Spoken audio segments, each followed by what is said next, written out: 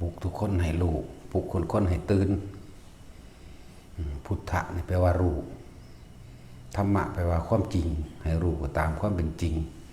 ปลุกตัวเองให้ตื่นจากความหลับไหลปลุกตัวเองให้ตื่นจากความเชื่อต่างๆพวกเขาเกิดมาเนี่ยโดยปู่ย่าตายายพ่อแม่เฮากติสอนให้เชื่อเรื่องต่างๆในเรื่องสิ่งศักดิ์สิทธิ์ในเรื่องโชคลาภในเรื่องดูดวงสะเดาะเคราะห์เสื้อผีปูตาเสื้อผีตาแหกเสื้อหลายๆอย่างที่นี่เขาเอาธรรมะของพระพุทธเจ้าคือเอาความจริงที่เพิ่นแสดงเนี่ยออกมาเปรียบมาเทียบต่อเอาความจริงที่เขาได้ยินได้ฟังกับประสบการณ์เขาเองบวกกันมาเทียบเบิ่งว่าผีปูตาหรือว่าศาลเจ้าพ่อเจ้าแม่หลายๆอย่างนั่นแหละเอามาเทียบเอาเองเวลาเขาเก็บไข้ได้ป่วยจังซี่ไปบอกน้ำผีนั่นผีนี่จังซี่เขาเศร้าจริงอยู่บ่หายจริงบ่บ่ได้หายได้ความจริงมันนั่นนะเห็นว่าล่ะเขาก็ไปหาหมอคนเดียวเนาะกินยาพารากินยังไปตั้งพุ่นคนเดียวนี่คือให้ทุกคนปลุกตัวเองให้ตื่นจากความเชื่อแล้วหันมาสู่ความจริงจึงเรียกว่าให้ทุกคนนั้นมีพุทธธรรมในตัวเองหมดนั่นแหละแต่ว่ามันถูกกบเกลื่อนเอาไว้โดยความเชื่อเพราะว่าพวกเขาเกิดมาที่หลังพวกเขาก็เลยถือฝังสอนให้เชื่อแม่นบ่ล่ะสอนให้กลัวก็เป็นธรรมดานั่นแหละ ธรรมดาพ่อแม่เฮากับบ่มีที่พึ่งคือกันคือที่พึ่งตามความเป็นจริงนั่นมันบ่มีอีกอย่างหนึ่งก็เป็นไปตามวาสนาตัวเองบารมีตัวเองที่บ่ได้เข้าใกล้พระอริยะเจ้านำเห็นบ่ล่ะส่วนพวกเขาเจ้าได้อยู่ใกล้พระอริยะเจ้ามาตลอดเขาเจ้าสิก็เลยได้ถึงธรรมง่ายถึงความจริงง่ายปฏิบัติก็เลยง่ายบรรลุง่ายพวกเฮานี่สุวาสิละความเห็นความเชื่ออย่างต่างๆได้มันพอแห้งเด็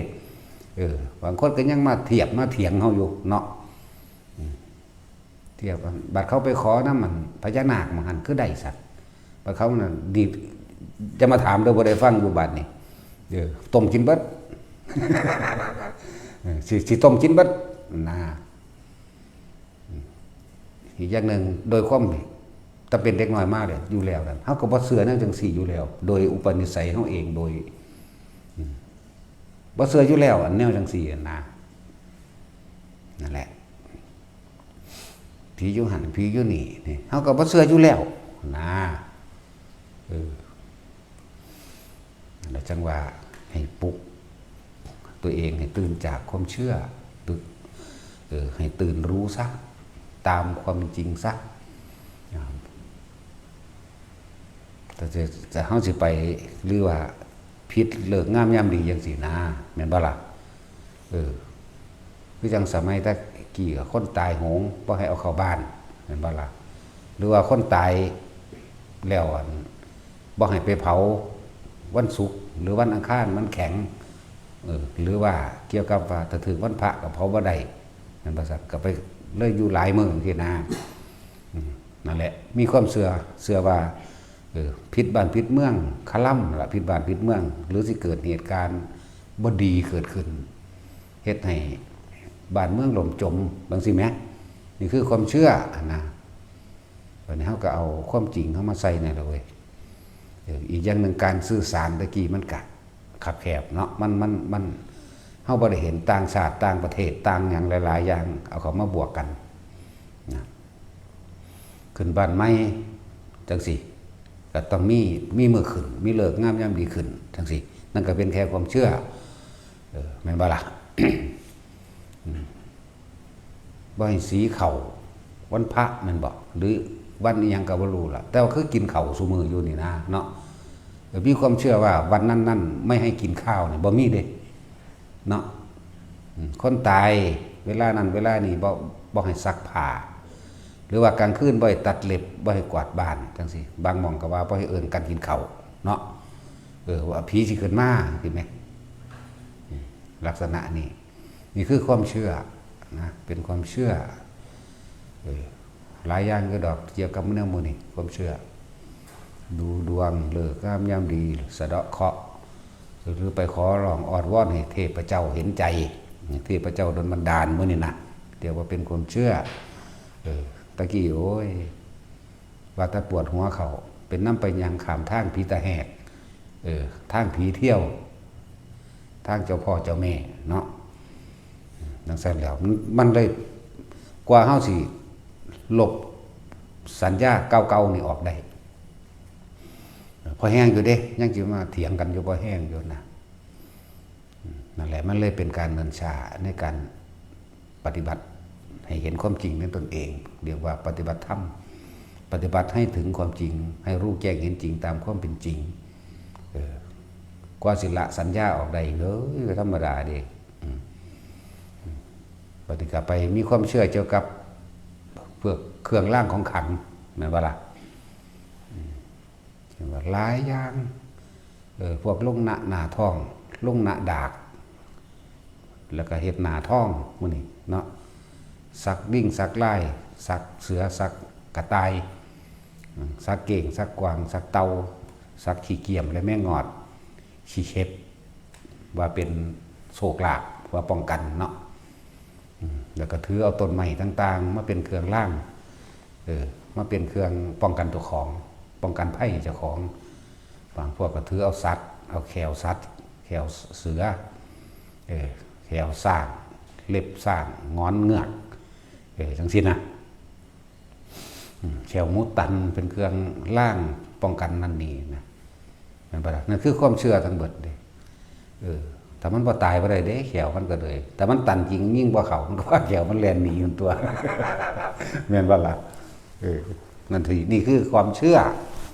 กว่าเฮาสิลบสัญญาสักทั้งหลายเหล่านี้ออกได้อุ้ยต้องฝึกต้องหัดแล้วความจริงกับหวาดระแวงยังมีความหวาดระแวงอยู่ในใจเนาะแล้วกูสิเชื่อพระพุทธเจ้าแหละแต่ว่าความจริงมันยังมีความหวาดระแวงหวาดกลัวอยู่บ่เชื่อก็จะลบลู่ว่าแม่นบ่ซั่นก็นั่นแหละมันเชื่ออันแหละความหวาดระแวงนะจังว่าปลุกตัวเองโดยเอาความจริงที่พระศาสดานำมาแสดงคือธรรมะนี่แหละเอาความจริงเขามาใส่ถ้ามันรู้ความจริงแล้วมันกับผู้รู้ผู้ตื่นและผู้เบิกบานตามความเป็นจริงการทิ้งสัญญาอารมณ์เก่าๆมันก็ทิ้งได้ง่ายเนาะ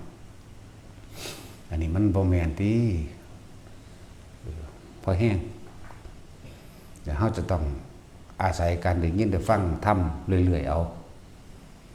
บางหม่องมันธรรมดาเด้เห็นพระเป็นคือโตกาลกินีมันดี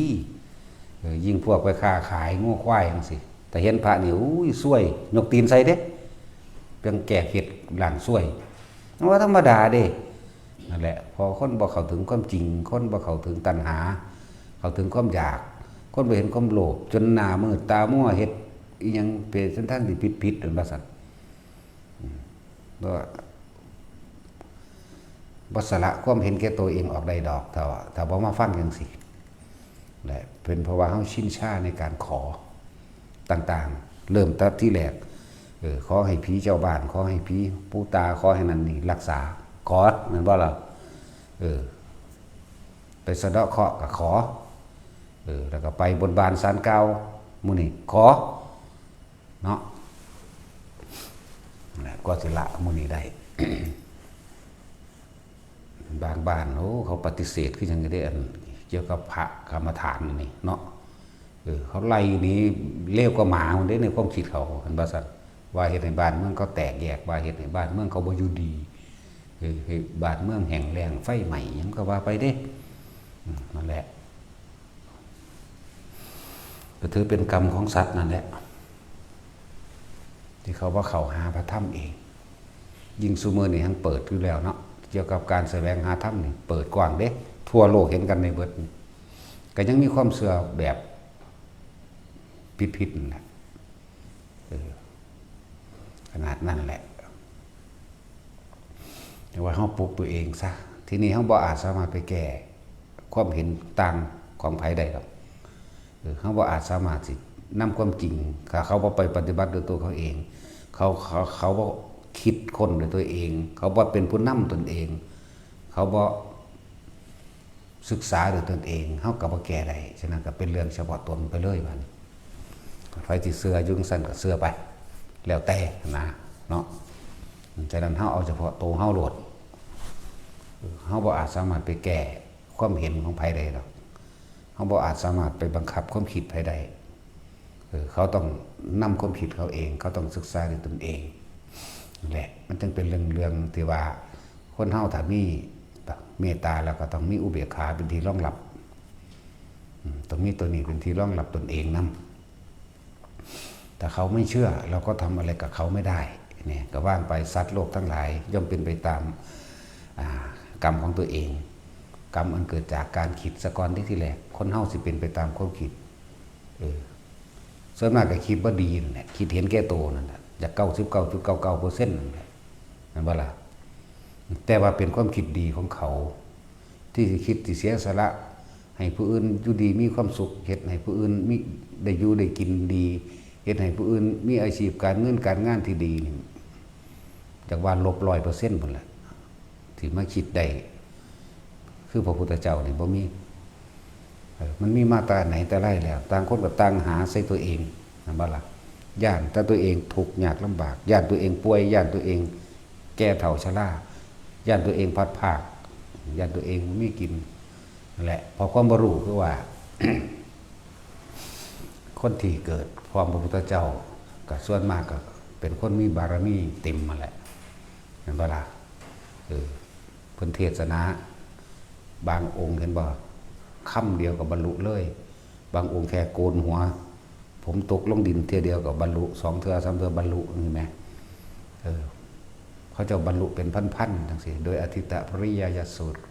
ที่แสดงกับมูชดิน3พี่น้องเทศนากันเดียวบรรลุ1,000จังซี่แหมคือเขาเจ้าเต็มแล้วล่ะมันก็เลยเป็นเพราะว่าเขาเจ้าสร้างมากแบบนั้นนั่นบ่ล่ะเจ้าสร้างบำเพ็ญของเขาเจ้ามาเหลือแต่ว่า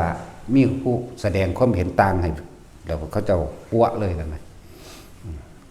ตะกี้เขาก็เจ้าก็ถือเอาในชั้นซีว่านั่นเป็นที่สุดแล้วมันสบายมันบ่ทุกข์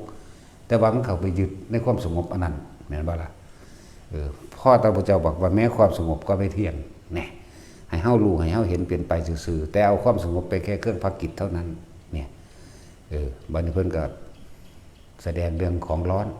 ตาหูจมูกลิ้นกายที่เป็นของร้อนราคะขีณาโทสะขีณาโมหะขีณาก็แสดงไว้พอจะจบกันบรรลุพร้อมกันถึง 1,000 องค์ใช่ไหมยิ่งเป็นเสนาปุโรหิตของพระเจ้ามหากุศล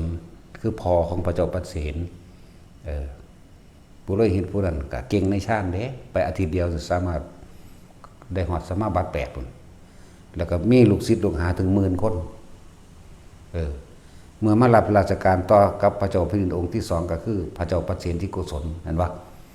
ก็เลยว่าแก่แล้วขอพักผ่อนได้บ่พระเจ้าปเสนก็อนุญาตก็เลยไปอยู่ในระหว่างริมแม่น้ำแห่งหนึ่งแล้วก็มีผู้ไปบวชนั้นเป็น10,000พุ่นเด้พวกนี้นั่นแหละเอาพระโมคคัลลาไปทำลายความเชื่อหรือไปแสดงฤทธิ์ก่อนไปปราบพญานาคให้ก่อนอย่าบอกว่าคือเขาเจ้านั่นเก่งในฌานเจริญฌานหรือทรงฌานได้พวกนี้ถ้าผู้ใดจิตมีราคะให้ยอมรับตัวเองให้กำเอาดินทรายในกำหนึ่งไปกองไว้พอบำเพ็ญไปจิตมีราคะนี่มีคิดถึงผู้นั้นผู้นี้เนี่ยเอากำไว้เลิกเกิดกลายเป็นกองทรายใหญ่ฟักใหญ่ขึ้นมานั่นแหละบ้านนี้พญานาคตนหนึ่งงูตนหนึ่งเข้าไปหันไปนี่ก็เลยไปเห็นกองไส้ก็เลยไปยึดเป็นที่อยู่ของเจ้าของแล้วล่ะวันดีขึ้นดีมากอะมันกะแสดงบูบวาของมันแน่แหละนาคนั้นนะแสดงฤทธิ์เดชแสดงฤทธิ์เดชมันกับบ่เห็นผู้ได้แล้วเขาได้ดอกเด้ออันพวกแต่ฟังว่าเขามีฤทธิ์มีเดชนั่นให้จักว่าล่ะมันบ่ซอยผู้ได้พ้นทุกข์ได้ดอกอันแสดงฤทธิ์เดชแสดงก็แสดงหึงหวงเป็นเจ้าของถิ่นเข้าใจว่าล่ะแสดงความยึดมั่นถือมันนี่ของกูนี่เป็นของกูผู้ใดมาไกลของกูบ่ได้กูฆ่าบ่ เนี่ยเป็นสี่ตัวนั่นแหละพุทธเจ้าจึงสั่งพระโมคคัลลาไปโอ้ผลเป็นผู้มีทิฏฐิแรงกล้าพระเจ้าค่ะพระโมคคัลลาว่ากับพระพุทธเจ้าบ่อาจสามารถโดยลำพังตัวข้าน้อยเองบ่อาจสามารถไปสักก้อนเดี๋ยวเราสิตาโคตติดตามไปที่หลังก็ต้องมีเหตุตัวเพราะว่าเอาพระโมคคัลลาไปปราบพญานาคแน่ถ้าว่ามีฤทธิ์เดชก็ถือพระปราบอยู่ไหมเนาะแต่เป็นเฮาสิปิ้งกินเด้ปิ้งหอมๆก็สิแซ่บนะตัดสินกินพระเจ้านั่นแหละไปเดินทางไปก็ไปเห็นปุโรหิตฤาษีนั่นแหละเดินเขาตามธรรมดานักบวชก็ต้อนรับนักบวชเพิ่นก็บ่ได้สนใจเด้ถามหาว่าให้อยู่น้ำแหน่พักน้ำแหน่จะคืนเบิ่งบังหันเบิ่งเบิ่งนี่แล้วกับบ่ได้สนใจว่าสิให้พักน้ำก็สั่นสิไปอยู่ในกองทรายใหญ่อันนี้ดอกนั่นน่ะก็ได้ไปทางนี้เอาเบิ่งงูสิกัดหัวมึงนั่นเขาคิดไปหันเด้จากบอกเดี๋ยวเบิ่งงูสิครบหัวมึงตายไปรถปล่อยไปรถเดี๋ยวเขาสิบกันเด้บ่จักซะแล้วพี่พอโมคคัลลาไปแล้วงูนั่นมันกัดบ่พอใจที่มันหวงของมันนั่นแหละมันมีฤทธิ์มีเดชหาแม่งบอกว่าเนี่ยมันมีแล้วมันซอยไผอยู่บ่ล่ะเนาะนี่เฮาเว้าอยู่นี่บ่ได้ลบลู่ดอกรู้จักว่าแต่บ่เชื่อเลยนะ บ่เชื่อเลยนะบ่ได้ลบลู่เด้สิต้มกินอย่างเดียวต้มกินปิ้งกินชั่วกินเนาะตัดสิน โอ้ยเที่ยวนั้นไปเห็นที่เขากำลังบ่ทันใส่เกศเนาะตัดสินเฮาอยู่อันนครพนมอยู่หม่องพระธาตุแม่หูยหลอกหนังไปแล้วยังดีว่านำหน้าเฮาต้มว่ะแน่ก็ว่าอยู่หม่องมันหม่องคนเสือซับมันคือบ่ออกมาครบเฮานี่เนาะนั่นแล้วครบนี่พระคนพวกนั่นบ่เข้าใจได้ภาษาครบครบไปว่าหยังเนาะครบไปว่ากัด ครบไปว่ากัดนี่อื่นของเฮามันของแท้ล่ะจักบ่นี่ ภาษาเดิมเด้ครบนี่ขาโตอยู่นี่ ครบแปลว่ากัดงูคือบ่กัดเฮานั่นแหละความหมายมันคือบ่ครบเฮาต้องสอนภาษามาขดวันละคำนี่เลยบ่แม่นไปเล่นๆเด้นี่ว่าของจริงเด้นี่ครบแปลว่ากัดนี่ภาษาเก่ามันเป็นซั่นแหละ นั่นแหละพระโมคคัลลาก็ปราบฤทธิ์เดชลงไล่เรียบร้อยแล้วก็จังยอมสิโลลาภแต่ว่ากระนั้นก็ยังบ่ทันได้ฟังนะปราบพญานาคอันนี้จบลงได้แล้วพญานาคเฮ็ดเป็นตัวนี้น้อยซ้ำใส่เดือนนี่แหละเพิ่นก็เทศนานิดหน่อยแต่ว่าเขาก็ยังบ่ยอมจนกว่าพระพุทธเจ้ามาพระพุทธเจ้ามาน่ะพระพุทธเจ้าแสดงธรรมเลยบรรลุ10,000พร้อมกันเบิดเห็นบ่ล่ะทั้งสั้นตัวนี่เป็นปุโรหิตผู้รับใช้พระมหาโกศลในราชการที่ของพระมหาโกศลมหาพระเจ้าปัญเสนโกศลที่โกศลแล้วครับบาอายุหลายแล้วอยากออกบวช40ละบางทีนะเดี๋ยวเลยเปิดการอนุญาตให้ไปบวชนั่นแหละในหลายๆอย่างที่บอกเข้าต้องละสัญญาเก่าๆละความคิดความรู้สึกเก่าๆออกว่าสิ่งทั้งหลายแล้วนั้นมันโดนบันดาลเข้าใจว่าล่ะไผว่าพญานาคมันโดนบันดาลสุขทุกข์ให้ผู้ใดไทยไผว่ามันเสกเงินเสกทองให้ไผใดนั่นว่าล่ะไผว่ามันสิไปรักษาไผใดแต่ตัวเขาเองก็ต้องรักษาตัวเขาเองบ่ได้อยู่เพิ่นเอิ้นอาภัพบุคคลเด้พวกนี้เป็นสัตว์เดรัจฉานบางคนยังเชื่อว่าเป็นเทพสันนั้นสันนี้หมดเลยมันบ่แม่นสัตว์เดรัจฉานตัวเทพมันจริงๆตัวหัวหน้ามันตัวตระกูลมันบุญแต่ว่าบ่ได้แปลว่าเขาเป็นนาคเลยจากบอกพวกเท้าทัตตรัฐะเท้ากุเวนนี่หมายถึงเทวดา4องค์นี่รักษาพวกนี้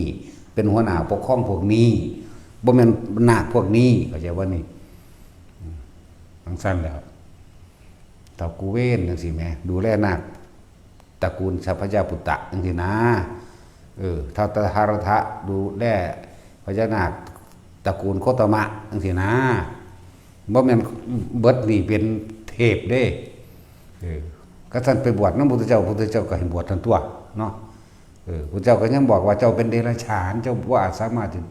บรรลุมรรคผลเวลาเจ้าเผลอสติมานี่เห็นว่าร่างกายเป็นงูคือเก่า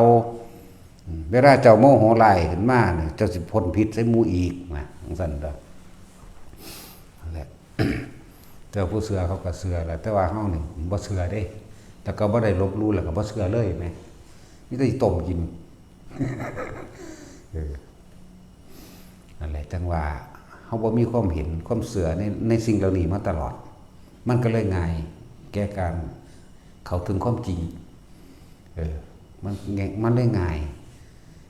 บ่ได้ไปย่านบาดวันคันคามเรื่องอุ้ยมีพญานาคบ่นอในน้ำนี่มีก็มีตัวมันสิเฮ็ดหยังกูได้เข้าใจว่าล่ะเฮาก็บ่ได้ปฏิเสธว่ามันบ่มีอยู่แต่ว่าหังบ่อาจสามารถที่จะเฮ็ดอีหยังเฮาได้ซั่นแหละแต่คนมันมีศีลธรรมถ้าเสียอย่างเนี่ยมันอีหยังสิมาเฮ็ดให้ได้นั่นล่ะเทวดามารพรหมทั้งหลายสิมาเฮ็ดหยังได้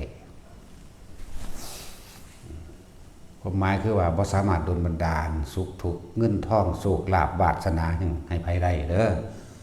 ละออกซะเพราะความโลภของเฮาเองล่ะเฮาจึงไปเสือไปทั่วทิพย์ทั่วแดนเนาะเพราะความโลภความอยากได้เฮาเองคิดว่าเขาสิดลบันดาลแล้วไปขอร้องหรือไปอ้อนวอนหรือไป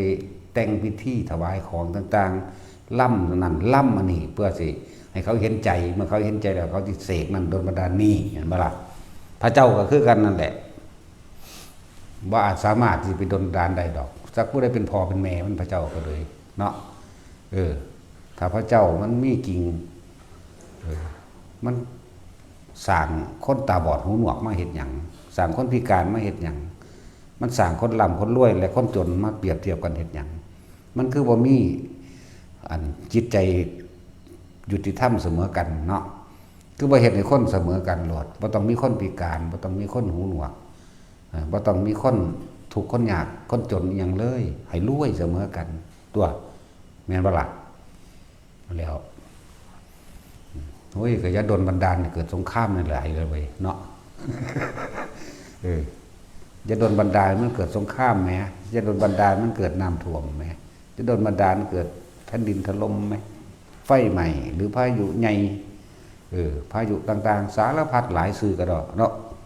เนี่ยถ้ามันมีจริงมันก็ต้องโดนบันดาลบ่ให้เป็นแนวมื้อนี้มันว่าเป็นความจริงเป็นแค่ความเชื่อเพราะว่าตะกี้เฮาบ่ได้ยินได้ฟังธรรมะบ่ได้ยินได้ฟังความจริงที่พระพุทธเจ้ามาแสดงอะไรจังว่าแล้วก็ความเชื่อทั้งหลายเหล่านี้มันก็มีมาก่อนพุทธศาสนาสิเกิดเด้มันมีมาก่อนเด้พวกเชื่อว่าต้นไม้นั่นกันผีได้ต้นไม้นั่นเป็นโชคเป็นลาภเป็นเครื่องล่างสัตว์นั่นเป็นโชคลาภเป็นล่างเครื่องล่างของขลังจังซี่นะเขานั่นแหละคือเขาเสือนาคคุ้มครองเขาเสือง่วคุ้มครองเขาเสือหมูคุ้มครองเสือหมีคุ้มครองเสือสร้างคุ้มครองเห็นบ่ล่ะต้นไม้นั่นชนิดนั่นชนิดนั่นเป็นต้นไม้เสกเงินเสกทองซุมื้อนี้มันก็ยังมาต้นย่อต้นคูนมื้อนี้เด้ซั่นเนาะวานเศรษฐีมื้อนั้นสารพัดนั่นแหละมันก็ยังมี เพราะว่าเฮาบ่ขยันในการมาฟังธรรม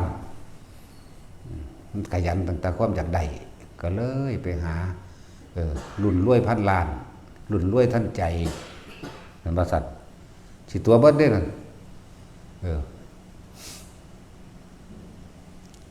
มันคือมีแตะผู้ทุกข์อยู่ซั่นน่ะเนาะนั่นแล้วรุ่นสารพัดรุ่นรวยบ่เลิกพร้อม รุ่นรวยบ่เลิกรวยพันล้านรุ่นรวยท่านใจตั้งแต่กี้มีอีหยังจตุคามรามเทพอย่างป้ายนี่เห็นว่ามันเป็นยุกๆไปอยู่นี่เพราะว่าพวกทั้งหลายเนี่ยบ่หนีออกจากความเชื่อทั้งหลายเหล่านี้นั่นบ่ล่ะส่วนที่ว่าเฮ็ดเป็นรูปเหรียญพระพุทธเจ้าพระธรรมพระสงฆ์จังซี่อันนั้นเฮ็ดเป็นอนุสติเป็นเครื่องระลึกนึกถึงคุณงามความดีที่เพิ่นพาเฮ็ดเด้แต่ว่าผู้ใดยังมีความเห็นและความเชื่อว่าสิดลบันดาลอยู่นั่นเป็นความเชื่อที่ผิดเป็นความเชื่อที่เฮ็ดให้บ่เข้าถึงความจริงปฏิบัติธรรมจังได๋ก็ปฏิบัติเพื่อสิให้ผู้นั้นผู้นี้ดลบันดาลให้คือเก่าล่ะเห็นบ่ล่ะคือเป็นรูปพระพุทธเจ้าพระสมเด็จจังซี่แม่นบ่ล่ะ เสพเพิ่นโดนบันดาลความรวยให้หรือสิเอาไปป้องกันให้แม่นบ่ล่ะบ่มีทางพระเจ้าเนี่ยเฮ็ดเพื่อเป็นที่ระลึกว่านี่พระพุทธเจ้าคนผู้นี้นำความจริงคืออริยสัจสี่มาแสดงนำความจริงปฏิจจสมุปบาทมาแสดงบอกให้คนหูว่าโลกนี้เป็นอนิจจังเป็นทุกขังเป็นอนัตตาถ้าว่าอยากทุกข์ต่อไปพวกเจ้าพยายามควบคุมความคิดพวกเจ้าให้ได้เด้อพวกต้องเข้าใจอริยสัจพวกเจ้าต้องเข้าใจหนทางแห่งทุกข์เป็นแบบนี้หนทางดับทุกข์เป็นแบบนี้พวกเจ้าต้องเข้าใจนี่คนผู้นี้เอาธรรมมาแสดงบัดนี้รูปพระสงฆ์เด้นี่เพิ่นเป็นผู้สืบธรรมคำสอนของพระพุทธเจ้าเด้อนี่จังสิเป็นเครื่องระลึกถึงว่าบูชาบุคคลที่ควรบูชาบูชาแปลว่ายินดีกระทำตามเด้เข้าใจป่ะล่ะยินดีกระทำตามด้วยความเคารพนับถือเด้บ่แม่นฮักดอกไม้ใส่หิ่งพระหรือสื่อดอกไม้พวงมาลัยต่างๆนั้นเป็นของบูชาภายนอกจากบ่ล่ะแต่ว่าก็เป็นส่วนหนึ่งของการบูชาอยู่พี่ความเห็นของเฮาพี่มันตรงกับคำสอนเด้จังสิแม่นนั่นแหละจังว่าทุกคนเข้าใจความจริงที่อธิบายซ้ำๆซากๆอยู่เดี๋ยวนี้นะแต่เฮาเข้าใจความจริงแล้วเฮาก็สิใช้ชีวิตง่ายไปเป็นหลงไหลในการบวงสรวงสะเดาะเคราะห์อย่างต่างๆขนาดบางพวกสิปั้นพระพุทธเจ้าจังซี่มีบวงสรวงหัวหมูแม่นบ่ล่ะบวงสรวงหัวหมูไก่แน่เป็ดแน่ก็มีนี่ฮอดเหล้าบัดนี้อ้าวผิดเบิดมันก็เป็นเรื่องของเทพเจ้าไปแล้วนะแม่นบ่ล่ะคันนั้นคนในศาสนาพุทธนี่แหละนั่นแหละไปบวงไปหาเห็ดแนวนั้น เป็นความเห็นผิดพระพุทธเจ้าบ่ได้พาบวงสรวงอย่างนะเฮาคือบ่คิดไปถึงต้นฉบับแม่นบ่ล่ะเพิ่นพาบวงสรวงอยู่บ่หรือว่าเพิ่นไปอาราธนาพรหมจโรกาธิปติปฏิภาหายะเพิ่นไปว่าอยู่บ่ว่านะแม่นบ่ล่ะบ่ว่าเลย100%ล้านเปอร์เซ็นต์เลยบ่มีว่ากันแล้วกันนั่นแล้วบ่ได้ไปเชิญอาราธนาพระพรหมพระหยังมาเด้เห็นบ่ล่ะนี่บ่ได้แต่งหัวหมูหัวหมาเด้แต่ว่าเพิ่นบ่มีพิธีหยังเด้บุญหรือบาปเกิดขึ้นจากจิตที่มันมีอยู่แล้วถ้าอยากละออกก็พยายามเห็นตามความจริงก็อยู่กับลมหายใจทั้งตัวเฮาพยายามที่สิมาละสัญญาดับสัญญาเด้ที่พวกเฮามาฝึกหัดกันดับความเคยชินสัญญาความเห็นแก่ตัวเข้าใจบ่ล่ะความเห็นแก่ตัวของเฮาความโลภของเฮาเองเด้เพราะความอยากของเฮาเองเด้มาคิดมานึกมาปรุงมาแต่งเรื่องนั้นเรื่องนี้ให้มันเป็นไปได้ดังใจเพราะความโลภของเฮาเองเด้จึงฆ่าปล้นกี้ข่มเหงรังแกต่างๆสารพัดในการทำผิดต่างๆนี่แม่นบ่ล่ะเพราะความโลภของเฮานี่สัญญาแห่งความโลภของเฮาเองนั่นสิมาค้นหาสัญญาอันอื่นอีกเฮ็ดหยังเฮาเป็นหยังคือบ่ละสัญญาทั้งเบิดโลดมาแล้วไปตีฝืนหรือฝืนความเก่าความหลังมันมาเฮ็ดหยังคือบ่รู้จักปัจจุบันเนาะปัจจุบันแค่รู้อยู่กับลมหายใจแหมจะไปคิดนั่นคิดนี่ผู้นั้นเป็นนั่นผู้นี้เป็นนี่เฮ็ดหยังเป็นก็เป็นมาตายมันตัวนั้นแต่เป็นหยังก็สร้างต้องสิเกิดเฮ็ดหยังมันยังมาเกิดอยู่นี่เนาะนั่นแหละเฮาพยายามที่สิละสัญญาพยายามไปเพี้ยนพยายามไปเพี้ยนพยายามไปมันละได้ดอกเว้ยนะครับนี่ให้ทุกคนนั่นน่ะน้อมเข้ามาให้เห็นความจริงสัตว์ทั้งหลายนี่เป็นไปตามที่ตัวเองกระทำการกระทำของเฮาอันเริ่มต้นแรกคือการคิดจากบ่ล่ะเนี่ยการคิดคนเฮาสิเป็นไปตามความคิดจะกระทำไปตามความคิดและเมื่อกระทำไปตามความคิดดีแล้วผลของการกระทำของเองอันนั้นแหละเรียกว่าผลของกรรมคือตัวเองกระทำเองเป็นว่ากรรมจำแนกแจกสรรพสัตว์ทั้งหลายให้เป็นไปต่างๆนานามีชีวิตความเป็นอยู่ยากจนมั่งปานกลางมั่งหรือร่ำรวยมั่งแม่นบ่ล่ะเพราะผลแห่งการกระทำของตัวเองล้วนๆอันเกิดจากจิตเจตนาคือการคิดซะก่อนนั่นแล้วแม้ สิตกนรกก็เพราะว่าเฮาคิดแล้วเฮาก็กระทำเกิดอารมณ์บ่พอใจแม้นสิไปเป็นเปรตก็เกิดกัดจากการคิดแต่ก่อนล่ะบ่พออันว่าแม้นเป็นเดรัจฉานก็เกิดจากการคิดในความลุ่มหลงและมัวเมาในชีวิตแม้นไปเป็นเทวดาก็เกิดจากการคิดว่าการให้ทานเป็นของดีการสวดมนต์เป็นของดีการภาวนาเป็นของดีเข้าใจว่าล่ะก็เลยภาวนาแน่สั่นตัวการหยุดคิดกับไปนิพพานท่านแหละเนาะ บอกของมันสุดอะคดีนั่นแหละตั้งว่าล่ะให้พวกเข้าให้เขาถึงความจริงนะความจริงบัดนี้คำว่าศาสนาโดยพุทธคริสต์อิสลามหรือศาสนาใดๆทั้งสิ้นก็ช่างแต่ว่าความจริงโดยธรรมนี่เกิดแล้วต้องแก่ต้องเก็บต้องปวดต้องป่วยต้องพัดพรากจากสิ่งที่รักและต้องตายเสมอกันเบิดบ่ได้เลือกคำว่าศาสนาเด้แต่ว่ายกตัวอย่าง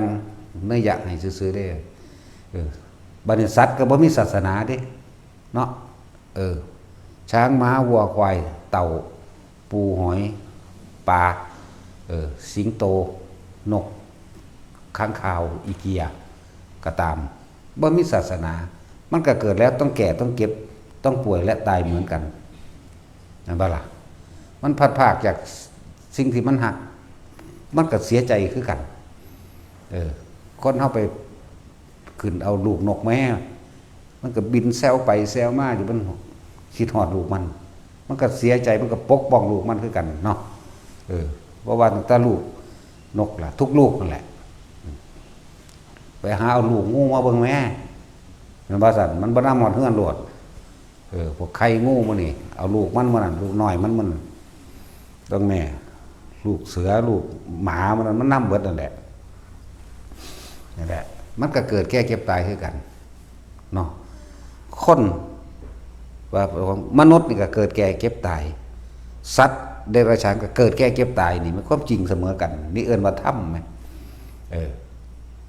แต่ว่าเสียดายตรงที่ว่าสัตว์เดรัจฉานเหล่านั้นบ่อาจสามารถบรรลุธรรมได้แต่ว่าธรรมตัวเองไปเป็นเทวดาไปเป็นพรหมได้แต่ว่าล่ะมนุษย์บรรลุธรรมได้นี่มองมันต่างคือมนุษย์บรรลุได้บัดถึงนิพพานได้ก็แต่ว่าไปสวรรค์หรือพรหมโลกได้เหมือนกันตกนรกได้เหมือนกันสัตว์ก็ตกนรกได้เหมือนกันอะไรว่านี่ถ้าเดรัจฉานก็ตกนรกได้มันทำบาปคือกันดูเยอะแยะเธอเว้าเรื่องอดีตนิทานนั่นว่าซั่นเสือไปกินกวางก็อาฆาตตายแล้วไปตกน้ำหลกน้ำกันสิ้นกรรมตัวหนึ่งก็เกิดมาเป็นกวางก็ว่าเกิดมาเป็นอันแมวอันโตเสือมาเกิดเป็นไก่แมวก็ไปกินไก่กินแล้วจองเกณฑ์จองเว้นจองกรรมไปกันมานี่ทั้งสองได้ล่างแข่งกันแล้วความโกรธคุกรุ่นทั้งสองเด้ตกนรกน้ำกันขึ้นมาไหมมาเป็นเจ้ากรรมนายเวรกันอีกจังซี่แล้วอย่างนี้จังว่าสัตว์ไปนรกเลยไปได้กาในสมัยพระพุทธเจ้ากัสสปะหนึ่งได้จังว่ากาสมัยนั้นพระพุทธเจ้ากัสสปะแม่ออก2 คน 3 คนเพิ่นปิ้งปลาด้วยสัตว์คือสีย่ามนี่แหละปิ้งปลาเพิ่นพากันไปหาปลาขอนมาได้แล้วเพิ่นไปปิ้งปลาขาวปลาเข็งแน่ปลารสแน่ว่านั่นแหละปิ้งไปก็เอาใส่กระตาค้อนไปเด้อสั่นกาพุ่นอยู่ทั้งกกไม้พุ่นบินโฉบลงมาคืออาหารนั่นปิ้งปลาอันนั้นเขาสินำไปถวายหมู่พระสงฆ์ในวัดนั่นเข้าใจบ่ล่ะแต่ว่ากานี่มาเอาไปกินก่อนแล้วหลังจากกาตายแล้วก็ไปเป็นตกนรกเห็นบ่ก็ไหม้อยู่นรกนี่หูบ่ธรรมดามันเป็นโยชน์มันได้โตใหญ่ทั้งสูงทั้งโตยาวมันนั่นน่ะยาวเป็นโยชน์พุ่นเลยแล้วก็มีไฟใหม่อยู่เป็นนิดแน่ตกนรกแม่กาก็ดีกาก็ตกนรกได้นั่นแหละสัตว์เดรัจฉานแต่ทำแบบนั้นแล้วมันรู้เรื่องอยู่ว่าเป็นบุญเป็นบาปมันก็เห็นแก่กินตามหน้าที่ตามเดรัจฉานตัวพอเดรัจฉานเห็นแก่กินแต่เฉพาะลำพังผู้เดียวนั่นผิดถูกไม่รู้นั่นว่าสั่นตัว ก็ได้รับบาปคือกันวันนี้ในสมัยกลางกันหนึ่งเตาเตาในสมัยพุทธเจ้ายาวนานอยู่อันนี้องค์ใดองค์หนึ่งนั่นแหละพระพุทธเจ้าองค์นั้นเพิ่นสิข้ามแม่น้ำแต่มันมีเตาใหญ่เตาใหญ่ก็แสดงอาการว่าจากนำพาพระพุทธองค์ข้ามแม่น้ำเห็นข้อยืดออกมาขวกใส่หลังไกลขึ้นไปก็เลยพาข้ามแม่น้ำเลยเตาตัวนั้นหลังจากตายแล้วไปเกิดเป็นเทวดานานอยู่36 กับนี่ธรรมดาบ่บาดนี่แน่นั่นแล้วเฮ็ดกับพระพุทธเจ้าเว้ยจะเกิดบ่ได้ตกทุกข์ได้ยากถึง36 กับหลังจากนั้นล่ะมาเกิดเป็นน้องพระพุทธเจ้าเฮานี่เด้ล่ะเป็นพระยังล่ะพระนันทะเป็นพระนันทะเห็นไหมกับน้องพระพุทธเจ้าตัวน้องคนละแม่พ่อเดียวกันเนี่ยสัตว์เดรัจฉานนี่ก็ยังไปสวรรค์ได้ตกนรกก็ได้โคสกะหมาบัดนี้หมามันมีใจยินดีหรือว่ามันขนขวายหรือทั้งบุญทัพพระเจกมาจากภูเขาคันธมาศแต่มาผักอยู่ในป่านั่นแหละเวลาบิณฑบาตหมาตัวนี้ก็แล่นไปห้องบอกคนเฮาหอนว่าพระมาแล้วเด้ทั้งสั้นแล้วตอนนี้ถึงฤดูกาลเขาพรรษาจังซี่พระมันก็กลับขึ้นภูเขาคันธมาศของเพิ่นแต่ว่าหมานี่เกิดความคิดถึงจิตหอดหัวอกแตกตายไปเป็นเทวดาแน่มันรู้จักบาปบุญหรือว่ามันมีศาสนาอยู่แต่ว่านี่คือธรรมนี่คือความจริงคิดดีพูดดีทำดีแล้วก็ได้ผลจากการกระทำของหมาเองจิตสุดท้ายของมันเคารพนอบน้อมพระปัจเจกเห็นปะมันก็เลยไปเกิดนั่นเต่านี่ก็เหมือนกันเต่านี่มีความพอใจกระดิ่มยิ้มย่องภูมิใจอยู่ตลอดว่าได้นำพระสัมมาสัมพุทธเจ้าองค์นี้ข้ามก็ไปเกิดเต่าเกิดสูงกว่าความเดียวท่านธรรมดาบอกเดี๋ยวยืนนานจนถึง36 กับผุดเด้อันตัวเต่านี่เนี่ยก็เริ่มมาเกิดเป็นพระนันทะนี่แหละเป็นผู้เลิศทั้งให้โอวาทกับภิกษุณีพระนันทะที่พระพุทธเจ้าว่าจะได้ว่านั่งฟ้าจะเอาให้นะก็ใช่ว่าละบาทสิไปเว้าทั้งเบิดอยู่นี่เว้ามือนี่ก็บ่เบิดเด้เดี๋ยวจะเว้าไล่มาตั้งสมัยพระพุทธเจ้าองค์ใดก็ได้ทั้งนั้นแหละทั้งซ้ำนี่แหละนั่นแล้วนี่พูดถึงว่าธรรมนี่คือถึงว่าความจริงสัตว์เดรัจฉานแม้นกระทำดีก็ได้รับผลดีเข้าใจบ่นี่คนทำดีก็ได้รับผลดีบัดนี้คนทำเลวก็ตกนรกไปได้คือกันสัตว์ทำเลวก็ตกนรกได้คือกันเป็นเปรตได้คือกันเข้าใจว่าล่ะนี่จึงบอกว่าธรรมนี่แปลว่าความจริงในการกระทำของพวกเฮาทั้งหลายการทำสิ่งใดเอาไว้ย่อมได้รับผลของการกระทำนั้นๆสืบไปนี่บอกถึงสัตว์เดรัจฉานก็ไปสวรรค์ใดสัตว์เดรัจฉานกับพรหมโลกใดเว้ยหมามันเข้าชานตายบ่แม่นเข้ามันทรงชานตายมันอยู่ในพรหมสั้น2สั้น3หมู่เด้ว่าธรรมดาเด้หมาอันนี้แต่ละมือมันสิเกิดทำจนเป็นความเคยชินมันจับผ่าตัวเมื่อใดก็ไปนั่งอยู่ข้างๆนั่นแหละนี่ก็ล่ะหมาตัวนั้นจนประจับภาพพระได้เกิดกลายเป็นเอกคตาจิตนะเป็นชั้นแหละไหวคนพมโลกสั้น2ของตัวนึงก็เลยปริสัชปโรหิตาเห็นมั้ยนี่หูอายุ2 กับธรรมดาว่านั้นนั่นแหละหมาก็ไปได้อันนี้เว้าเรื่องเดรัจฉานว่ามันขึ้นอยู่กับตัวใดเอาขึ้นอยู่กับจิตบ่ขึ้นอยู่กับจิตที่ตั้งมั่นในบัดนี้คือข้างข้าวมันว่าอีเกียนี่ข้างข้าว500ยังมาแรงนี่4 โมง 3-4 โมงแรงนี่แหละพระเพิ่นก็ทั้งวัดซุมื้ออีเกียนก็ฟังจนจดจำได้อย่างมันก็เทศเกี่ยวกับอาจตนะ12อินทรีย์22ธาตุ8ธาตุ18นี่แหละนั่นแหละที่ธาตุเทศอันนี้แหละมื้อนึงก็เกิดความเพลิดเพลินไปเด้ขานั่นเกาะนั่นผนังถ้ำตกลงมาโมงพื้นตายทั้ง500ไปเกิดในสวรรค์สันดาวดึงส์เสยนี่พูดถึงว่าเดรัจฉานคือไปได้ มันมีศาสนาบ่อันนี้เฮาสิบ่เว้าเรื่องศาสนาบัดนี้เฮาเว้าเรื่องธรรมเฮาเว้าเรื่องความจริงของการกระทำอันเกิดจากจิตจากบัดอันเกิดจากจิตเจตนาก็คือเขาตั้งใจฟังเพิ่นแสดงธรรมเฮาเอิ้นสวดมนต์ทำวัดจังซี่แหมสวดมนต์ทำวัดนั่นแหละเขาก็ยังไปสวรรค์ได้นี่คือเว้าถึงความจริงเว้าเรื่องธรรมเว้าเรื่องความจริงของการกระทำอันเกิดจากจิตเจตนานั่นแหละเรียกว่าธรรมะจึงบ่ได้แบ่งแยกชนชาติวรรณะบ่ได้เลือกว่าเจ้าอยู่ในชนชั้นกษัตริย์แพทย์สูทรปุโรหิตทหารบ่ได้แยกบ่ได้เกี่ยวกับขอทานจากว่าล่ะบ่ได้เกี่ยวกสิกรรมพวกการเกษตรบ่ได้เกี่ยวกับว่าพวกนี้เป็นทาสถ้าน้อมจิตเข้ามานึกถึงสิ่งที่มันดีเว้าดีกระทำดีก็สามารถไปสวรรค์พรหมโลกได้เหมือนกัน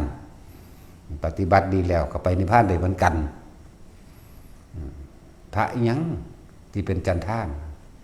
สว่างได้ล่ะลืมแล้วนี่สว่างยังล่ะที่พระพุทธเจ้าบวชขอท่านให้ผู้แรกเลยนะสว่างได้วะตาจุยชื่อได้วะบ่ได้ติฮะพระปิ่นโทนนั่นเป็นทาสของเศรษฐีเป็นทาสน้ำหาง่วพระปิ่นโทนนั่นแต่พระสุทินนั่นบอกว่าอยู่ในซีรีส์ก็ซื้อเดียวกันนั่นนะที่ไปกวาดน้ำในพุทธเจ้านั่นนะจากเสืออังใดล่ะสุมิตรเน้ยถามไปว่าตอบกูก็ตอบแมงเอาเองคือเก่าอะไร สุมิตรพระสุมิตรเป็นขอทานนั่นแล้วบัดพระสุมิตรบวชบวชนานกับบรรลุอรหันต์ด้วยนั่นแน่ก็ต้องสั้นแล้วมันเกี่ยวกันเพราะเราทำบริเกี่ยวกับว่าผู้นี้เป็นขอทานเด้แล้วก็ตั้งที่ทูตขอทานกับสุปาพุทธะอย่าว่าล่ะบุรุษโลกเลื้อนสุปาพุทธะนั่นบ่แม่นสุปาพุทธะที่เป็นพระเฒ่าพระพุทธเจ้าเฮาเด้บุรุษโลกเลื้อนอันนี้ก็ขอทานพร้อมทั้งเป็นขี้เงินพร้อมก็ยังบรรลุธรรมได้แน่สั้นเลยนั่นแหละจังว่าไม่เกี่ยวกับชนชั้นศาสนาใดๆทั้งสิ้นบ่เกี่ยวบ่ได้เลือกหญิงบ่ได้เลือกชายทุกคนเสมอกันเบิดขึ้นอยู่กับการทำจิตของเจ้าของมันเป็นทุกอย่างเกิดจากจิตเด้อล้มอยู่ที่จิตเด้อจิตกับผู้รู้ก็มันก็รู้ในหันแหละทุกคนมันก็รู้เกิดรู้ตายคือกันเบิดนั่นแหละแต่มันบ่ยอมรับซื่อๆแหมเนาะทุกคนมันก็ย่านเจ็บย่านปวดจะป่วยคือกันล่ะทุกคนก็เจ็บกับปวดกับป่วยคือกันอยู่ไหมตายคือกันอยู่ไหมแล้วทุกคนก็น้อมแม้ความเกิดเป็นทุกข์คิดเบิ่งกันหน้านี่แม่นบ่ล่ะทุกข์แบบใดวะเนี่ยก็คิดซะเจ้าของตัวทุกข์เพราะว่าหิวอยากกินนั่นอยากกินนี่บ่ได้กินคือเขาก็มีทุกข์เพราะว่าร้อนทุกข์คือสภาวะที่ทนได้ยากทั้งกายกับแบนนี่ทุกข์มันสองกันบ่แล้วก็ทุกข์ใจกับทุกข์กายนี่แหละมันสองอยู่แล้วเวลาเฮาหิวข้าวหิวน้ำนั่นนี่มันก็เมื่อยมันก็ล้ามันก็เพลียโอ้มันทุกข์เพราะว่ามันหิวข้าวอยากน้ำเมื่อยเพลียเด้มันทนได้ยากเพราะว่ามันเจ็บมันปวดมันป่วยปวดหัวปวดแขวเด้เพราะว่ามันไข้เป็นไข้นั่นไข้นี่เด้ก็ว่าไปตัวเพราะว่ามันเฒ่าแก่ชราเด้ไปยากมายากเด้นั่นทุกข์เพราะว่าอยากได้สิ่งใดก็บ่ได้นี่โอ้นี่มันแม่นความเพิ่นแม่นบ่ล่ะเนี่ยขึ้นอยู่ที่ความคิดของเฮาเองนี่มันเด้บัดนี้เฮาสิหักมาล้างความยึดมั่นถือมั่นจากบนหักล้างออกละสัญญาออกสัญญาว่าเจ้าของร่างกายนี่เป็นเจ้าของบัดนี้ก็คิดทั้งใจนี่ละเว้ยถ้าว่ามันเป็นเจ้าของคือว่าบังคับว่ามึงอย่าหิวมึงอย่าร้อนมึงอย่าหนาวมึงจะปวดหัวแม้อย่าปวดแขวแต่มันเป็นของเจ้าของอ๋อนี่มันบ่เป็นของเจ้าของนี่ผู้ใดก็คิดได้คือกันเด้ล่ะนั่นสิยอมรับบ่เนาะแล้วสุดท้ายเราก็ต้องตายไงนั่นแล้วมันก็คิดได้คือการเบิดนั่นแหละนี่คือความจริงที่น้อมเข้ามานี่จึงบอกว่าการพิจารณา การพิจารณาหรือวิปัสสนานั่นแหละพิจารณานั่นแหละให้มันเห็นตามความเป็นจริงคิดไปนี่เกิดมากกับเจ็บปวดป่วยเหมือนกันเมื่อเกิดมากกับเฒ่าแก่เหมือนกันเบิดเกิดมากกับตายเหมือนกันเบิดผู้นั้นก็ตายผู้นี้ก็ตายความตายนี่เป็นสิ่งที่หลีกเลี่ยงบ่ได้ไผก็ตายกูก็ตายมึงก็ตายแล้วเฮาก็เห็นคนตายมามากมายมหาศาลแล้วเดี๋ยวนี้แม่นว่าล่ะเฮาก็ยอมรับในมันตัวสัตว์เดรัจฉานก็ตายคนก็ตายนะไอ้ความตายนี่บ่เลือกใครได้บัดนี้ตายทั้งหมดได้บัดนี้เนี่ยมันก็คอยคิดเข้ามามันก็ยอมรับเมื่อมันยอมรับมันก็หาเครื่องอยู่หั่นตัวคิดหาวิธีแก้ความตายมันคิดหาบ่ได้แม่นบ่ล่ะนั่นแล้วสาเหตุแห่งความทุกข์ก็คือความอยากของเองเนี่ยผู้ใดก็คิดได้เด้บัดเพิ่นดับทุกข์แบบใดเพิ่นดับความทุกข์ทรมานเพิ่นดับความกังวลเพิ่นดับความร้อนเพิ่นหยุดมันแบบใดก็ในเมื่อว่าคนเฮามันเป็นทุกข์คนเฮามันกระวนกระวายคนเฮามันหวาดกลัวสารพัดต่างๆก็เกิดจากความคิดถ้าเฮาบ่คิดซะอย่างมันสิเอาหยังมาทุกข์กันตัวมันก็น้อมเข้ามาตัวผู้ใดก็ดับได้คือกันแน่มันก็คิดเข้ามาบ่ได้เกี่ยวกับผู้หญิงผู้ชายบ่ได้เกี่ยวกับต่างชาติศาสนาอหยังบ่มีบ่เกี่ยวกันเลยได้ทั้งหมดตะกี้มันบ่ได้มีคำว่าต่างศาสนาอหยังมากมายเด้เห็นบ่ล่ะนี่ตะกี้ก็บ่ทันได้มีแล้วอันคำว่าศาสนานั้นศาสนานี้น่ะมีแต่พิธีของคนทางพราหมณ์ซื่อพวกนั้นเป็นพวกเจ้าพิธีพระเฮ็ดนั่นพระเฮ็ดนี่พระบวงสรวงพระมีความเชื่อว่าตะกี้ พระพรหมเขาเชื่อว่าพระพรหมสร้างโลกพระพรหมดลบันดาลโอ้ยมีก่อนพระพุทธเจ้าเฮาสิอุบัติขึ้นมาในศาสตร์นี้ซ้ํตัวพุ่นแต่พระพุทธเจ้าเฮาเกิดเป็นงูอยู่พุ่นผู้ที่ทัดหนักใหญ่พุ่นงูความรู้นี่มันมีเฉพาะโพธิสัตว์เด้อบ่แม่นว่ามันสิดลบันดาลได้เบิดเข้าใจบ่ล่ะอันเป็นพิเศษสัตว์พิเศษอยู่แล้วพวกนั้นแต่ผู้ใดอ่านศึกษาโดยตำรามาแล้วว่าเอาลูกแก้วให้จังซั่นจังซี่เฉพาะโพธิสัตว์สัตว์ที่เป็นเฉพาะโพธิสัตว์จึงสามารถจับจักว่าล่ะบารมีเพิ่นเต็มบ่แห้งแล้วเหลือแต่เศษมันกำไรแสนกับนึงเด้นั่นน่ะไปนำเอาพวกคิดผิดเห็นผิดซื่อๆตัวในถ้าสิเว้าว่า10ชาติสุดท้ายตะกี้มันก็หลายกว่านั้นอยู่ดอกเพียงแต่ว่าเขามาขัดลอกขัดกรองซื่อๆให้เห็นชัดเจนเลยว่า10ชาติสุดท้ายบ่ถึงตายหลายกว่านั้นนั่นแหละ บ่แม่นว่าสิดลบันดาลได้ทุกโตหรอกมันก็เป็นไปตามบุญตามกรรมของไผของมันเนาะนั่นแหละ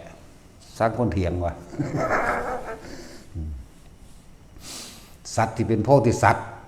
ที่เป็นเดรัจฉานก็สร้างย่อมมีหยังที่สูงกว่าหมู่อยู่แล้วถ้าเป็นสร้างก็มีกำลังกว่าหมู่ถึง500เชือกพุ่นยังต่ำ5เชือกสร้างตัวเดียวนี่สิมีกำลังยิ่งกว่าสร้างตัวอื่นกำลังเท่ากับช้าง5เชือกเป็นต้นอย่างว่าล่ะถ้าเป็นคนบางชาติเพิ่นเอานิ้วซี่ซื่อๆดิลมแล้วได้ระนาดไปทั้งสั้นตัวเพิ่นเป็นทหารเพิ่นบ่ลบดอกเพิ่นบ่ฆ่าแต่ว่าอาศัยพุทธานุภาพอันบุญเพิ่นสั่งสมไว้สมัยการศาสตร์นึงเพิ่นได้ไปบูรณะ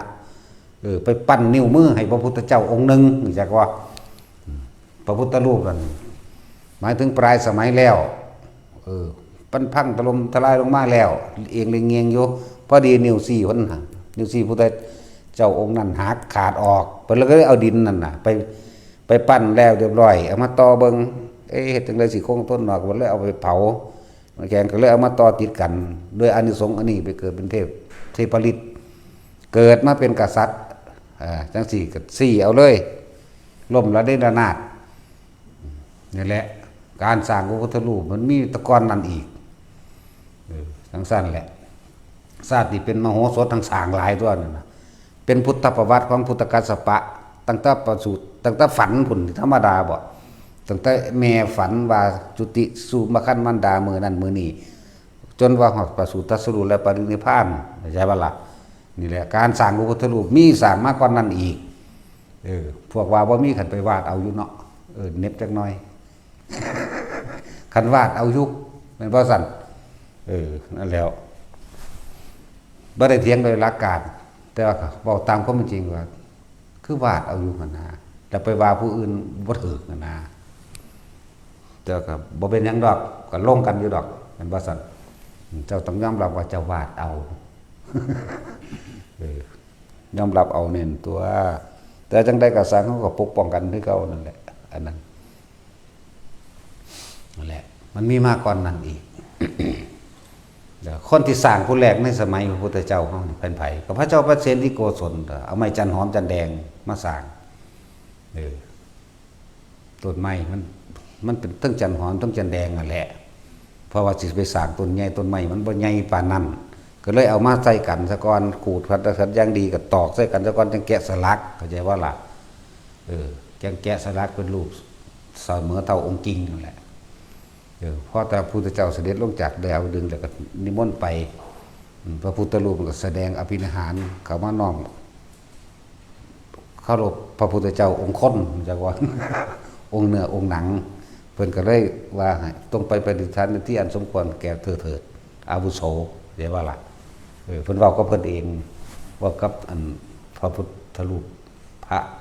แกะสลักนะเพิ่นก็ยังเว้ากันเองเพิ่นถามกันเองก็เป็นเด้ดูก่อนอาวุโสเด้ บ่มีผู้ใดไปกล่าววางสั่นเด้เนาะโอ้ยมีพิสดารเยอะกว่านั้นอีกนั่นแหละผู้สร้างผู้แรกในศาสตร์นี้อันนี้ทรงสร้างประมาณบ่ได้ก็แล้วกันนะในการสร้างนั่นแหละ แต่ว่าเฮาสร้างทั้งเบิดก็เพื่อเป็นพุทธานุสติเด้เป็นธรรมานุสติพร้อม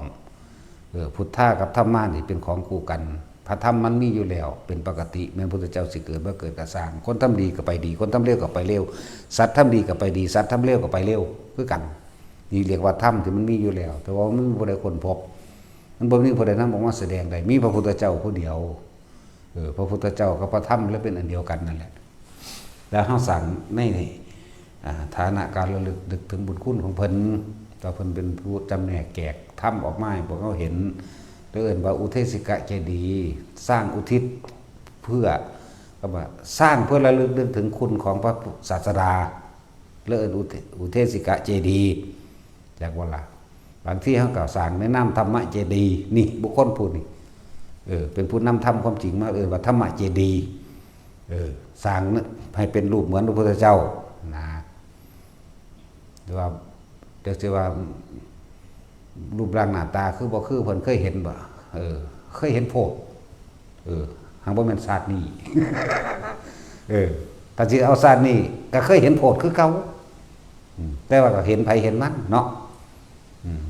เฮาศาสตร์นี้เฮาเห็นพระเจ้ามาแล้ว 3,584,392 พระองค์และแถมซ้ำเคยได้บวชนำเพิ่นเป็นเอหิภิกขุบวชโดยปากของพระพุทธเจ้าเลยเธอจงเป็นภิกขุมาเถิดทำอันเรากล่าวดีแล้วเฮาก็กล่าวพุทธังสนังคัจฉามิธัมมังสังฆังสนังคัจฉามิด้วยซ้ำไปเคยเห็นโพด3,584,392 พระพุทธเจ้าสิไปว่าหยังซ้ำนี่หลายกว่านั้นอีกสิบ่เว้ามาอันนี้ว่าเอาเฉพาะเคยบวชนำบ่ได้บวชนำแต่พระเจ้าพระพุทธเจ้าโคดมหนึ่งเด้อันนี้บ่นับใส่เด้นี่เพราะว่าบ่ได้บวชนำเพิ่นแต่ว่าเกิดนำเพิ่นอยู่ในศาสตร์นั้นจักว่าล่ะแล้วไม่บอกมาเลยขึ้นแห้งขึ้นศูนย์ สร้างคนถามว่าเคยเห็นป่ะมึงก็มาเข่าชาติสีสมาบัติ8มึงก็เห็นตัวสีแม่มึง มึงมาฝึกกับกูแต่แม่มึงอยากหนุนจักเนาะพูดไปหาอยู่ผู้เดียวน้ำปลาน้ำผาสือว่าจะเอามาเบาได้เนาะนั่นแหละคนเข้าใจว่าเฮาหากระบวชซะได้กูมันทรล้านพรรษาแล้วเด้ ไล่ขึ้นหลักไปเบิ่งที่แต่ว่าบ่แม่นนั่นบ่ล่ะบางชาติได้ 8,000 พรรษาบางชาติได้ 4,000 พรรษาแล้วแต่อายุของพระพุทธเจ้าองค์นั้นเด้อายุของพระพุทธเจ้าองค์ 80,000 ปีบางแสนปีมั่งเด้ของพระโคดมเฮานี่สั่นตัวนี้แปลว่าล่ะ80 ปีนึงแต่เพิ่นแสดงธรรมก็45 ปีนึงมั้ยเนาะสั่นก็หมู่เด้ท่านแล้วบางองค์ก็ 40,000 ปีองค์ 80,000 ปีแสนปีก็โคดมเฮานี่น้อยโคตรแต่ว่าก็เพิ่นเป็นผู้ยิ่งยวดโดยปัญญาตรัสรู้เร็วเพิ่นนี่แต่ว่าเร็วก็คือบำเพ็ญตั้ง6 ปีเนาะนังว่านั่นแหละมันสิลามไปทางอื่นมันสิไกลโพดเว้าแนวคนบ่รู้จักนำเนาะ คนก็มักเลยถ้าบอกอย่างสิเนาะว่าเรื่องพระเจ้าองค์นั้นมีอายุเท่านี้องค์นี้เท่านี้เนาะอยากฟังอันแนวจังสันพวกกันก็เรื่องไกลๆนี่คืออะไรยันทูเลวาบางเรื่องที่ผ่านมาแล้วมันไกลคือว่าถ้าสันติเกวาก็หมายถึงว่าเรื่องไกลๆดีกว่าปัจจุบันดีกว่าเนาะสิแล้วแต่เรื่องบ่ท่านได้เกิดก็บ่ไปดอกอภิสังกิติตวาอันนั้นรู้จักบ่บุแล้วพวกนักเรียนบาลีปท8 9รู้จักอยู่แต่ว่าสำนึงบ่จักเด้เนาะสำใดสำนึงบ่จักเด้นี่มันต้องปฏิบัตินำมันจะรู้จักได้เนาะ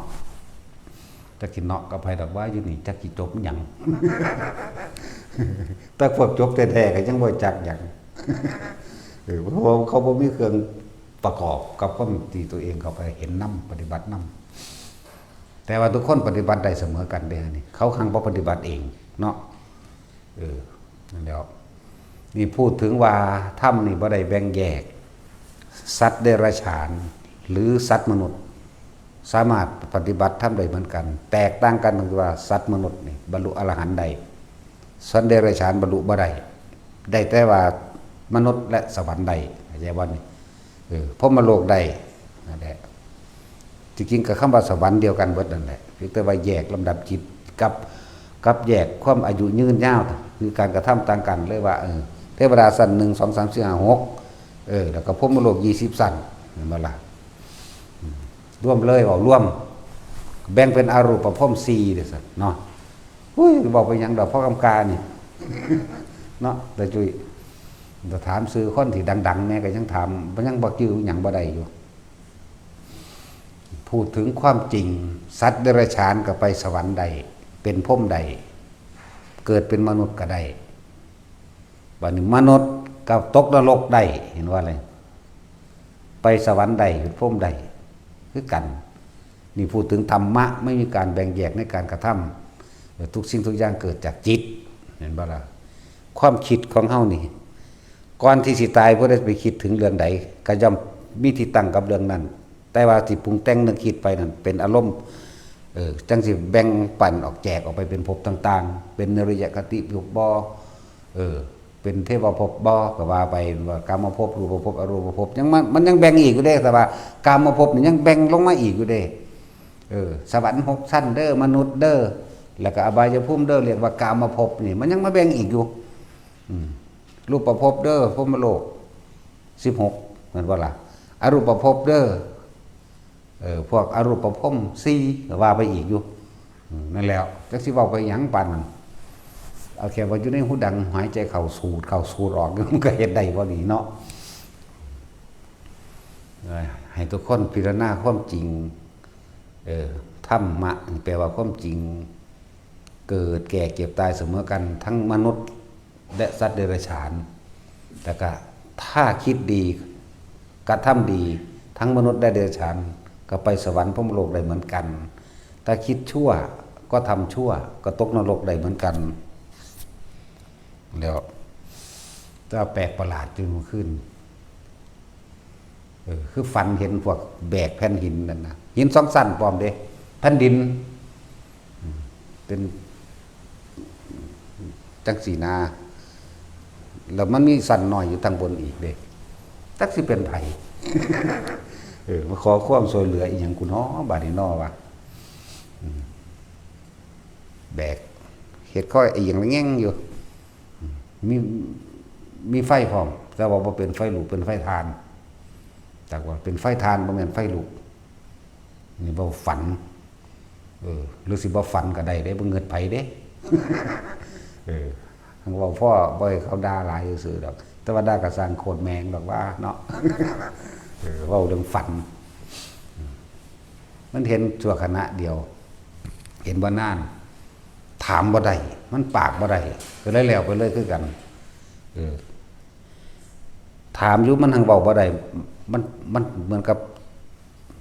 กระชากไปก่อนนะบ่ได้เดี๋ยวมันมาอีกก่อน มาบ่มาก็สร้างเด็กบ่ได้คิดหาเด้เขาบ่ได้ไป ลื้อฟื้นสัญญาเก่าๆเด้เพียงแต่มันพูดไม่เบาก็เบาไปซื่อๆเด้เฮาบ่ไปลื้อฟื้นสัญญาเก่าอดีตเก่าๆเฮาบ่ลื้อฟื้นเด้มีแต่ลืมเบิดนี่แต่เอาปัจจุบันมาว่ากันเท่านั้นเด้แล้วมื้อนี้มันเป็นแผ่นหินแต่แผ่นดินนั่นแหละพวกโกงขี้ดินพวกนั้นโกงขี้ดินนั่นแหละใหญ่เติบอยู่เด้จะว่าบานๆเฮ็ดข้อเอียงๆพร้อมเป็นแผ่นแล้วก็มีสั้นที่2พร้อมสั้นน้อยทั้งบ่แม่นน้อยๆเพราะสำนึงเฮาคิดเอาเด้นั่นแหละตัวสิรวยมันได้ก็สร้างแต่เจ้าบ่จักพ่อเจ้าก็ไปเป็นตกนรกไปเป็นเปรตแบบนั้นแหละจะไปหาโกงเอากินของเขาอยากว่าล่ะยศถาบรรดาศักดิ์อำนาจอย่างต่างๆมันบ่ได้แม่นเครื่องป้องกันนรกใดเด้คุณธรรมความดีที่พวกเฮาเฮ็ดจนเกิดความเคยชินไปเด้จิตสุดท้ายคนเฮามันชินกับเรื่องใดมันสิคิดเรื่องนั้นเด้เนาะบัดนี้เฮาคือบ่ชินกับเรื่องล่มโลดจังสำบายเนาะฝึกให้มันชินฝรั่งอังกฤษเขาก็บ่ได้รู้ธรรมะหยังเด้ล่ะแต่ว่าเขามาฝึกสมาธินำเฮาเนี่ยเขาก็สามารถรู้เห็นนั่นนี่ได้คือกันเห็นบ่เกิดความสงบได้คือกันเห็นตามความเป็นจริงได้เหมือนกันผู้มีอุปนิสัยวาสนารู้ล่วงหน้าก็รู้ได้เหมือนกันรู้ล่วงหลังก็รู้ได้เหมือนกันนั่นว่าซั่นแล้วนี่ไปว่าหยังจึงบอกว่าธรรมะนี่เป็นของกลางบ่มีแบ่งบ่มีแยกชนชั้นศาสนาบ่มีเรียกว่าธรรมแต่ว่าเป็นนั้นคือว่าศาสนานั้นศาสนีเพราะว่าแสดงอัตลักษณะให้มันออกจากกันออกจากแบ่งออกมาซื่อๆว่านี่พระภิกษุนักบวชเป็นแบบนี้ผู้สินำธรรมะคำสอนต้องมาออกจากแบบนี้แต่ศาสนาอื่นๆเขาก็สอนโดยมีลูกมีเมียด้วยซ้ำนั่นบ่ล่ะเขาจะเอาหยังมาสอนเรื่องนิพพานก็มีแต่บอกว่าพระเจ้าสิมารับเอาเท่านั้นเด้ล่ะแต่ก็พิสูจน์ก็บ่ได้อีกพระเจ้าจักไปเป็นพ่อเป็นแม่มันเนาะจะเกิดในตระกูลใดนามสกุลวางใดบุเนาะมีแต่อ้างเอาซื่อๆของเฮากันมีเด้พอชื่อว่าสุโธทนะแม่ชื่อว่าสิริมหามายาแม่เลี้ยงชื่อว่าประชาบดีเมียชื่อว่าพิมพาลูกชื่อว่าลาหุนแน่เฮาก็ยังมีอยู่เกิดอยู่พุทธกรุงกบิลพัสดุยังก็ว่าไปตัวนั่นบ่ล่ะมีสำเนาสมโนครัวอยู่เด้ล่ะ เกิดอยู่ในระหว่างทำกลางเมืองกรุงเทวทหะนี่เป็นเมืองแม่กบิลพัสเป็นเมืองพอพี่มาออกอยู่ตรงกลางพอดีบ่ได้ออกเมืองใดเมืองหนึ่งอยู่ระหว่างเส้นเขตแดนพอดีนั่นว่าซั่นนั่นแหละมันก็เพิ่นก็ยังมีสำเนาทะเบียนบ้านอยู่ คือมันพิสูจน์ได้พวกนี้พิสูจน์โดยพยานหลักฐานใดและทุกคำกล่าวที่บันทึกไว้เห็นบอกสมัยหนึ่งพระผู้มีพระภาคเจ้าประทับอยู่แน่ประทับอยู่ไสเชตวันนี่คือวัดเชตวันนี่มหาวิหารนี่แล้วเทศนาให้ไปฟังนี่มีเพิ่งพยานบุคคลมีเพิ่งพยานหลักฐานขี้ดินขี้ดอนอยู่นั่นเห็นว่าซั่นอันนี้มีแต่ผู้ใดผู้สั่งเอาสั่งหาแม่มึงบอกสิตัวเบิดนั่นแหละเนาะพิสูจน์คนก็พิสูจน์บ่ได้ถ้าพระเจ้ามันมีกิ่งขอได้กิ่งนั่นโลกนี้บ่มีสงครามนั่นคือมันบ่มีมันเกิดจากความโลภของเจ้าของเองเกิดจากความเห็นแก่ตัวของผู้นำเอาศาสนามาอ้าง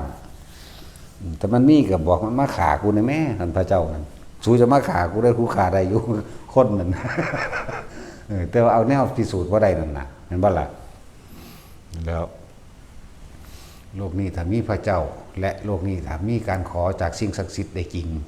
บ่มีผู้ใดทุกข์เลยเด้อบ่มีคนทุกข์บ่มีคนเจ็บไข้ได้ป่วยแล้วก็บ่มีคนแก่แล้วก็บ่มีคนตายเสมอกันปึ๊ดเห็นบ่แต่ตามความเป็นจริงแล้วสิ่งที่ไปขอได้มาได้ทุกตามที่ขอบ่มีหม่องกองไว้โลกนี้บ่มีหม่องสิว่างของที่คนขอเด้น้อยๆนึงได้โลกนี้แม่นว่าซั่นเพราะว่าคนขอสิ่งศักดิ์สิทธิ์ขอพระเจ้าหรือขออีหยังก็แล้วแต่มันหลายจนจำบ่ได้เนาะนี่มันคือความจริงที่เฮาเห็นอยู่ว่าขอก็บ่ได้ทำพิธีถวายของบวงสรวงขอร้องอ้อนวอนบูชายัญต่างๆสารพัดหลายแบบหลายอย่างที่เฮ็ดมาบ่ได้แหม ซ้ำนี่ก็คิดบ่ออกบ่เนาะแต่มันขอได้ก็ขอให้เขาหยุดสงครามซะแม่นั่นบ่ล่ะมีแต่สร้างสงครามสำตัวคือบ่ขอให้เซายิงกัน ขอให้มันเศร้าสงครามไงขอให้ทะเลทรายกลายเป็นป่าหรือเต็มสมบูรณ์มุ่นพร้อมโดยอาหารไงคือบ่ขอจัดเนาะนั่นแล้วก็ยังว่าสัตว์โลกเป็นไปตามการกระทำของเจ้าของเองเจ้าอยากได้บักฮุงเจ้าก็ปลูกเอาเองก็สั้นพวกขอได้ก็จะไปปลูกตีก็ขอเอาโลดทั้งของย่องกันมาโลดบันไดเนาะก็ขอจะให้เจ้าของเฒ่าจะให้เจ้าของเจ็บปวดจะให้ของป่วยแล้วก็ขอบ่ให้ตายแล้วก็บ่มีคนตายอีกเนาะแต่มันเป็นไปได้นะนี่คือมันบ่แมนมันไม่ใช่เรื่องจริงถ้าโลกนี้ขอได้ดังที่ตัวเองหวังตามขอหรือสิ่งศักดิ์สิทธิ์ตลอดทั้งพระเจ้าทั้งหลายถ้าโดนบันดาได้โลกนี้ไม่มีใครทุกข์ยากลำบากเลยไม่มีใครเจ็บไม่มีใครป่วยไม่มีใครตายพร้อมมีสุขเสมอกันเบิดนั่นบ่ล่ะแต่ว่านี่มันไม่ใช่ความจริงมันเป็นความเชื่อเป็นความงมง่ายให้ทุกคนปลุกสติตัวเองขึ้นมาให้ตื่นรู้ให้รู้ความจริงซะทุกสิ่งทุกอย่างได้มาเพราะเราหาเองนี่บ่ได้ไปได้มาเพราะว่ามีผู้สร้างให้เห็นบ่ล่ะจันตัวขอตำแหน่งจะถามดาศักดิ์ได้คนบ่ได้เรียนหนังสือก็สักขอไปเป็นนายกสตรีมันจะได้อยู่บ่ล่ะบาดเอาตัดสินไปเป็นประธานาธิบดีเอากูจะขอเป็นประธานาธิบดีประเทศนั้นประเทศนี้ก็น่าเอาแม่ขอซะแม่เนาะนี่แต่เขาสิล่ำอ้อยฟาดกลางหลังนั่นแหล้วสั่นเด้อก็มันบ่ได้นี่พูดถึงความเชื่อกับความจริงให้ทุกคนปลุกตัวเองปลุกให้มันตื่นดึกให้มันรู้ตามความเป็นจริงคำว่าพุทธะนี่มันบ่แม่นเรื่องว่าศาสนาเด้นี่มันว่ารู้ธรรมะตามความเป็นจริงรู้ตามความเป็นจริงเด้พุทธธรรมนี่ใส่ได้เบิดบ่ว่าสัตว์เดรัจฉานแล้วคนเด้มนุษย์ใส่ได้เบิดเด้นี่บ่ได้แม่นเรื่องของอัตลักษณะอัตตาตัวตนในความจริงมันนั่นน่ะบ่มีศาสนาแต่ว่ามีธรรมเลยเข้าถึงธรรมเลยจากบ่นี่บ่แม่นเรื่องของศาสนาแต่เป็นเรื่องของความจริงคือธรรมนั่นแหละจังซั่นแหละ คือว่าแล้วสุว่ามิถอนออกกับความเห็นเรานี่ได้เนาะซั่นแหละผู้ใดเข้าถึงความจริงแล้วมันบ่บาดบั่นคันครามเลยมันมีความตื่นความหยาดความกลัวสิ่งใดทั้งเบิดเด้ถ้าเฮาบ่ย่านตายแล้วเอามันสิมีอีหยังให้ย่านอีกเลยนี่ย่านผีก็ย่านตายนั่นแหละเนาะสิย่านหยังอีกนั่นแหละชีวิตถ้าปราศจากความกลัวแล้วอยู่ใดก็ได้เบิดกลัวทุกอย่างนั่นแหละถ้าปราศจากความกลัวแล้วแม่นบ่ล่ะไล่เอาเนี่ยเว้ยจะมาเว้าย่านแมงสาบย่านขี้เกียจแบบย่านแมงบ่งขนบ่ซ้ำนี่ก็แม่นบ่ซั่นแต่คนมันบ่มีความย่านตายมันบ่ย่านหยังจักอย่างดอกซั่นถ้าผู้เข้าถึงความจริงแล้วน่ะสบายบ่มีหยังให้ห่วงเด้คือห่วงไปหยังก็ห่วงไปตายนึงแม่เนาะแล้วถ้าเข้าถึงความจริงนี่คือธรรมคือความจริงมันเป็นสื่อมันแต่ที่จริงแล้วบ่มีแมงยังจักอย่างหรอกอยากบ่ล่ะบ่ล่ะและให้มันถึงซะก่อนไผก็ดีให้มันถึงให้มันว่างเบิดว่างเบิดจากสิ่งทั้งหลายทั้งปวงแล้วสิเว้ายอดมันก็สิ่งทั้งหลายทั้งปวงบ่ควรเข้าไปยึดมั่นถือมั่นความสงบก็บ่ให้ถือแต่ก็ให้รู้ซื่อๆเข้าใจว่าล่ะเทวดาอินพรหมจังซี่ก็บ่ได้ให้ถือแต่ให้บอกว่ามันมีซื่อๆแต่เฮาบ่มีในมันเห็นมั้ยทุกอย่างมันก็มีตามนั้นแหละแต่ว่าบ่มีในเฮาเพราะเฮาบ่มีเข้าใจว่าล่ะคำว่าปล่อยว่างนี่มันเป็นแค่คำเว้าซื่อๆเด้ปล่อยจริงๆบ่มีคำเว้าเด้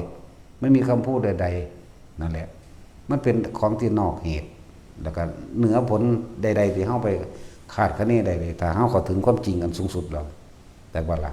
เพิ่นว่านิพพานมั่งธรรมธาตุมั่งหยังก็ว่าไปมันก็เป็นเรื่องของเพิ่นว่ามันเทียบได้ตั้ง20ซื่อพุ่นได้แนวมื้อนี้ ดับเย็นมั่งหยุดคิดมั่งสิ้นคิดมั่งสิ้นหวังมั่งแล้วแต่สิว่าไปเด้แค่ว่าเป็นเครื่อง